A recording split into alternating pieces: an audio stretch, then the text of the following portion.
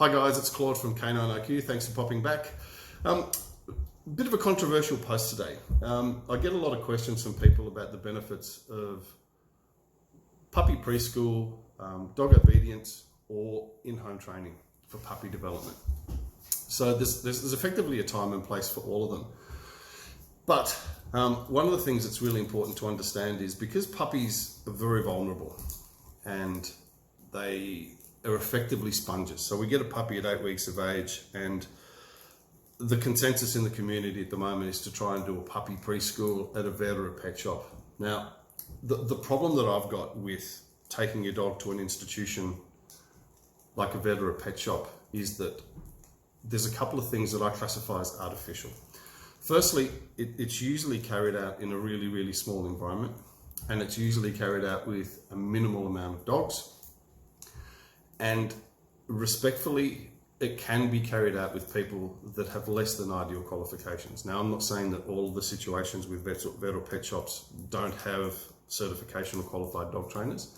I'm just saying, as a puppy, we need to strive to get the most competent people possible.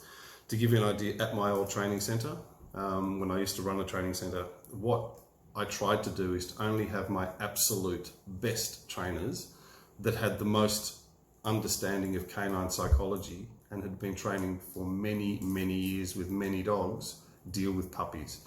Kind of the same way that if you take your child to preschool or kindergarten, you will find that kindergarten and preschool teachers have got a very high degree of child psychology knowledge. They're just not your average teachers. They are teachers on steroids with regards to understanding psychology, because children are vulnerable, and it's the same thing with puppies.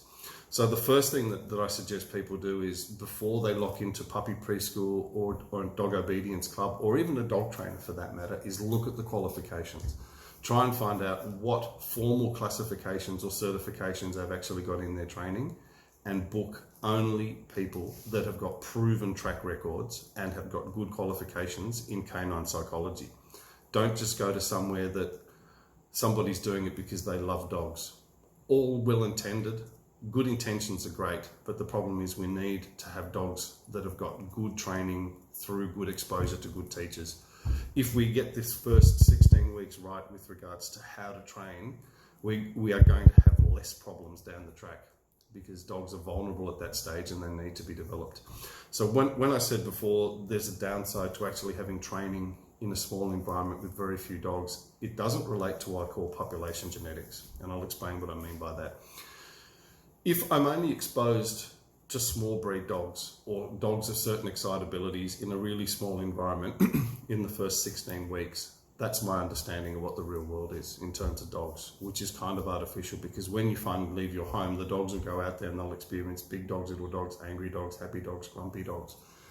If we don't get the pups exposed to those kinds of dogs, or at least see them in this critical period, we run the potential to have issues down the track. So let's put vets and pet shops aside for the time being, and let's look at a good obedience training centre.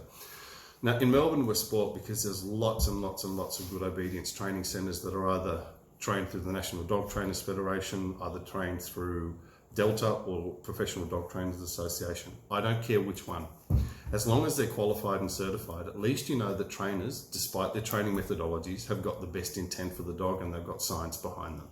So just say you go to a dog training centre and it's got all the different class levels from puppies all the way through to adults, they'll have a really good puppy program. So you turn up on any given day and there might be, I don't know, maybe 150 dogs at the training centre, and the puppy class might have 10 or 15 dogs. Just the energy and the dynamic nature of that training centre is vastly different from a small waiting room or a retail store.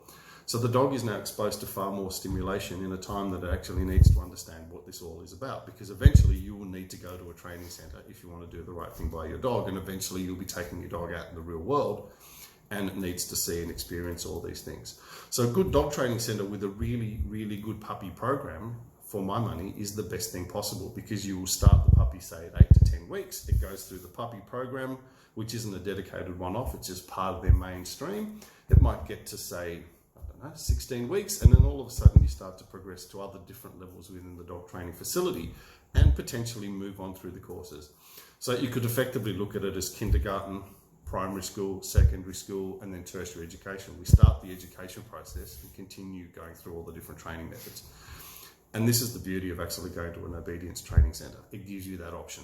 So firstly, do your research, whether it's a vet, pet shop, or dog training school. Research them well. Find out what are the qualifications of the people that will be handling your dog, and don't be afraid to ask, because it's really, really important.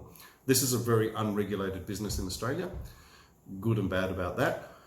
But at least if you ask the questions and they show you their qualifications, you can make an educated choice. Now, the third option is in-home training, and I do that as well. So I used to run an obedience training centre, but where I don't, I refer. I do in-home. Benefit of in-home is that we can actually start to target, excuse me, how the dog relates to people on a day-to-day basis in your home environment. So we teach the skills in the environment that effectively it will be growing up.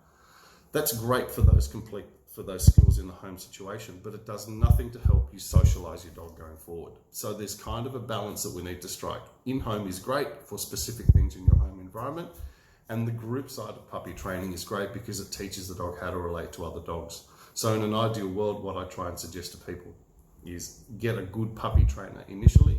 When you first get a puppy, just to set how you want the puppy to be in your home environment, set the wheels in motion to actually get the right procedures happening, and then look to get your dog into an approved puppy program somewhere to then get the socialization happening.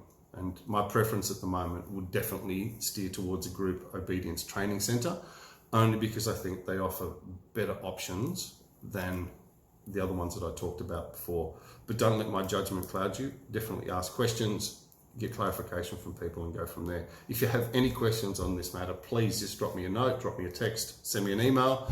Let's keep the conversation going. If you like what you've heard, hit the subscribe button. Let's see how we go. Thanks, guys. Talk to you soon.